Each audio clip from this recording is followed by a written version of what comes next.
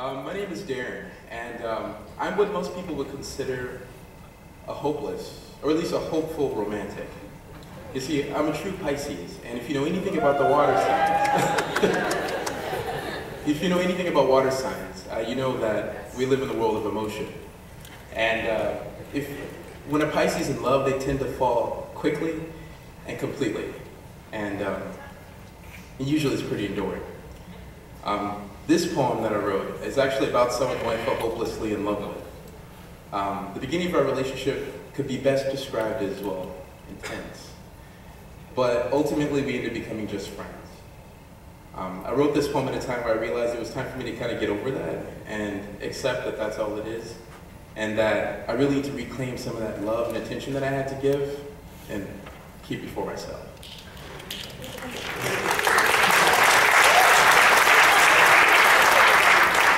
This poem is called Just Friends, a confession. Sometimes I wonder if I made the right choice. I mean, I think back at age 25 when I thought I knew what I wanted. I mean, I let myself be taunted by the possibility of us. You see, since the first moment that we met, love lingered around the corner playing peekaboo. And I thought it was true. I mean, I wanted it to be.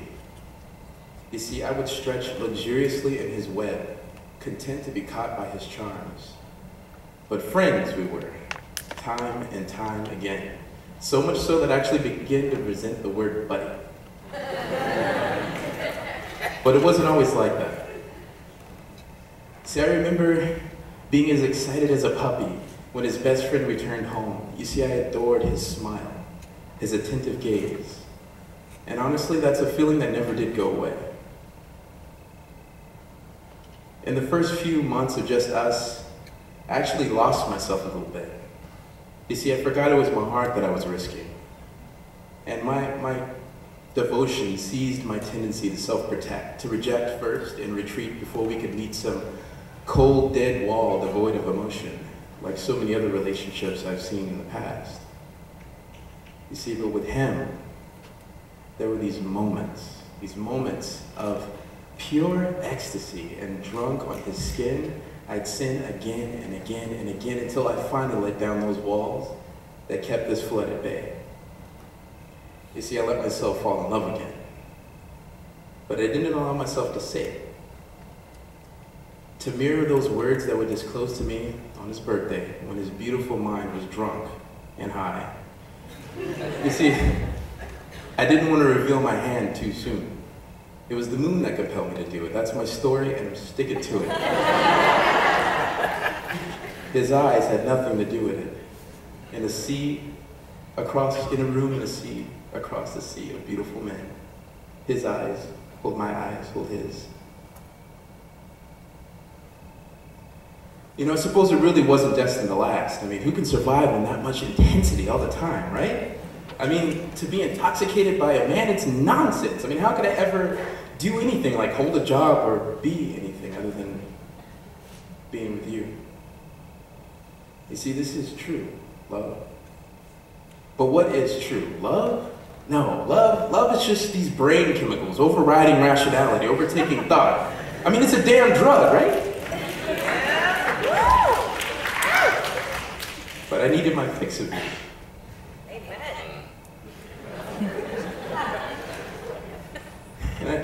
And I think that I was going through withdrawal when I met another man who held me longer and sweeter and freer than you, my stoic Scorpio.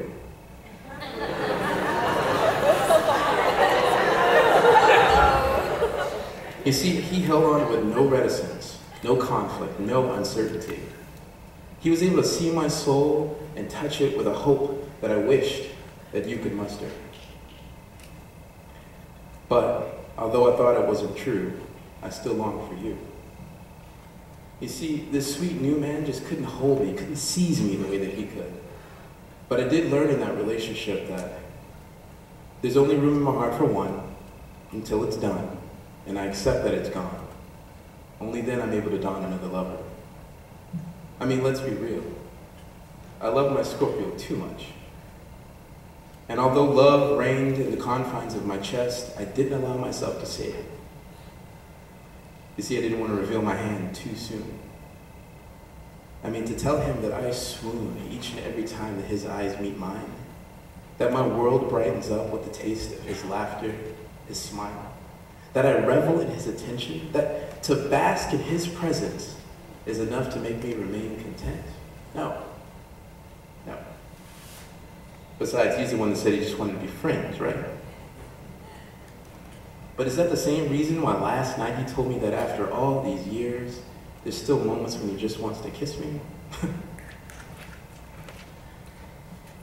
You know, damn those people that say that Pisces and Scorpios are a match made in heaven, because this hell has consumed me long enough. I mean, love shouldn't be like this. It should be open and free and full of joy like it used to be with you and me before you closed the book after the first chapter. And then you try to begin again near the end. No, mistakes, my friend, cannot be amended with a kiss. You see, I had to resist or lose myself again in this turbulent sea of emotion that he refused to help me navigate. You see, my lover should be a lighthouse in the storm, guiding me to safe harbor through a tidal wave of woes that threaten to engulf me. You see, my lover will be able to claim me as his own, capture my song, and hold on with a devotion that matches my own. You see, he'll be able to stir up things in the depths of my being and be responsible enough to keep safe what he discovers. You see, ultimately, I long to flourish in his gaze, not necessarily be spellbound by it.